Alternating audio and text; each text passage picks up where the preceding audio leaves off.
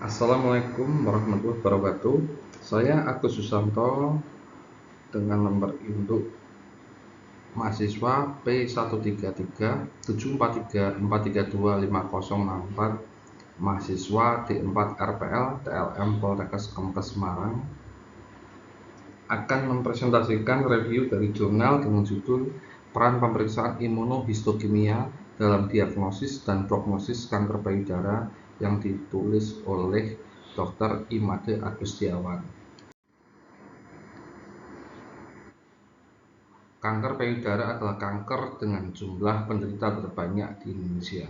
Pemeriksaan imunohistokimia saat ini menjadi pemeriksaan penting karena dapat membantu diagnosis, menentukan terapi, dan prognosis kanker payudara. Pendahuluan. Kanker payudara adalah kanker dengan jumlah penderita terbanyak di Indonesia.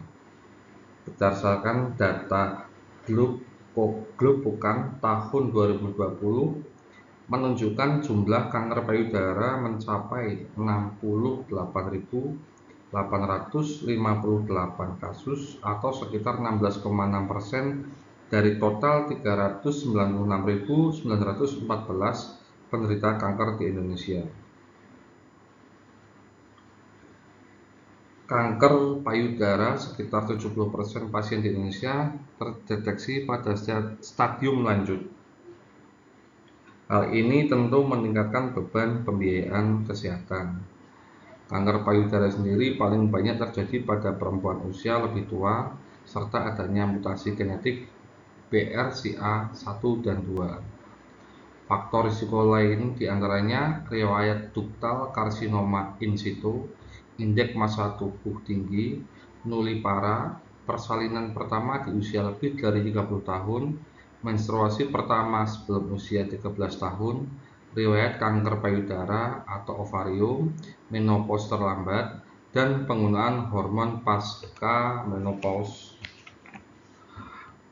Peran IHK sendiri sangat dibutuhkan untuk diagnosis yang lebih akurat, menentukan lokasi primer tumor, derajat invasi, pilihan pengobatan, dan prognosis. IHK menjadi pemeriksaan penting untuk diagnosis, terapi, dan prognosis kanker payudara. Pemeriksaan imunohistokimia atau IHK itu pemeriksaan untuk mendeteksi antigen pada jaringan melalui reaksi antibodi terhadap antigen jaringan. Cara pemeriksaan melalui konjugasi antibodi menggunakan enzim seperti peroksidase atau fluorophore, yaitu fluorescence rhodamin.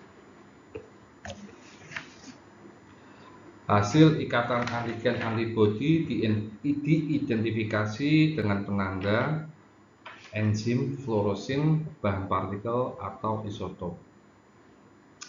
Penanda utamanya atau faktor prognosis dan prediktif yaitu yang pertama reseptor estrogen IR-alpha dan IR-beta sering digunakan sebagai faktor prognosis dan prediktif. Yang kedua, reseptor progesteron atau PR berperan sebagai modulator fungsi estrogen. Pasien IR positif dengan PR negatif kurang responsif terhadap terapi hormonal.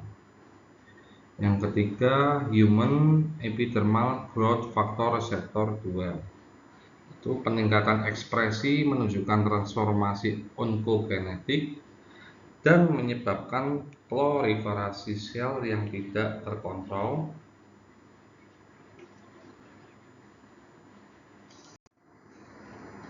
Subtipe kanker payudara berdasarkan pemeriksaan IHK.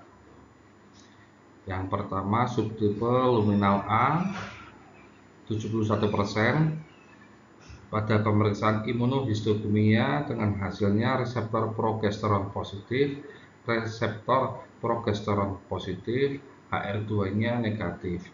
Prognosis baik, karakteristiknya subtipe yang paling sering, biasanya derajat rendah, pertumbuhan lambat, dan kurang agresif. berespon terhadap terapi hormonal, jarang kambuh. Subtipe yang kedua, luminal B sebanyak 12%. Didapat hasil imunohistokimia reseptor progesteron positif, reseptor progesteron positif, HR2 positif atau negatif. Prognosisnya sedang, lebih sering berderajat lebih tinggi, lebih sering kambuh dibandingkan luminal A. Yang ketiga, HR2 positif sebanyak 5%. Reseptor progesteron negatif, HR2 positif. Prognosis buruk, tumbuh dan menyebar dengan cepat. Beberapa tumor dapat merespon terhadap terapi antibodi monoklonal anti HR2. Yang keempat, triple negatif atau basal sebanyak 12%. Didapat hasil imunohistokimia reseptor progesteron negatif, HR2-nya negatif. Prognosis buruk, karakteristiknya lebih sering pada usia lebih muda, tidak berespon terhadap terapi hormonal ataupun terapi HR2, cenderung agresif. Peran IHK dalam diagnosis. Fungsi IHK sendiri dalam diagnosis yaitu yang pertama, membedakan tumor jinak dan ganas.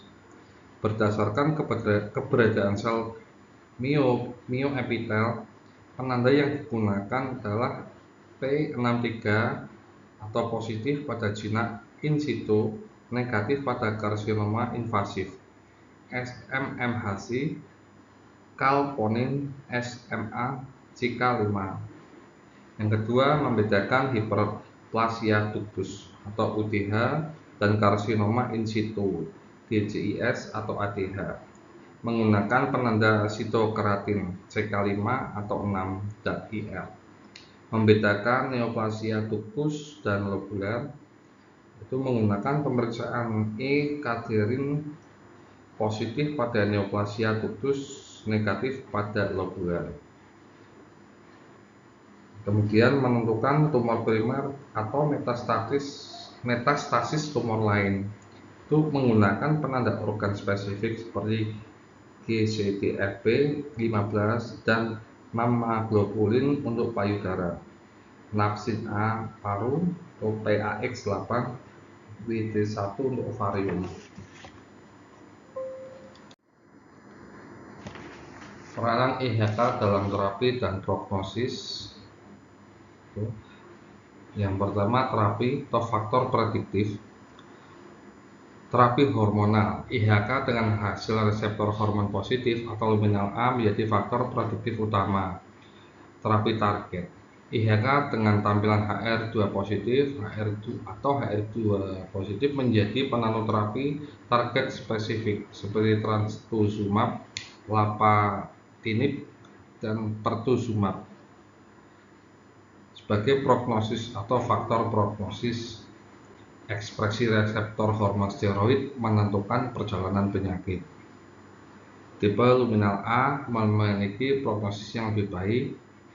Tipe triple negatif dan HR2 positif bersifat lebih agresif dengan prognosis yang tidak menguntungkan.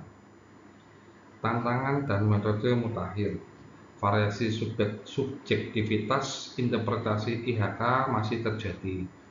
Metode digital image analysis atau DIA atau assay berbasis RT-qPCR dapat memberikan hasil yang lebih akurat dan signifikan. Kesimpulan, pemeriksaan imunohistokimia memiliki peran yang makin penting dalam deteksi dini. IHK membantu menegakkan diagnosis yang lebih akurat, menentukan pilihan terapi dan prognosis. Dengan demikian, kasus kanker payudara diharapkan dapat ditemukan pada stadium dini sehingga meningkatkan usia harapan hidup.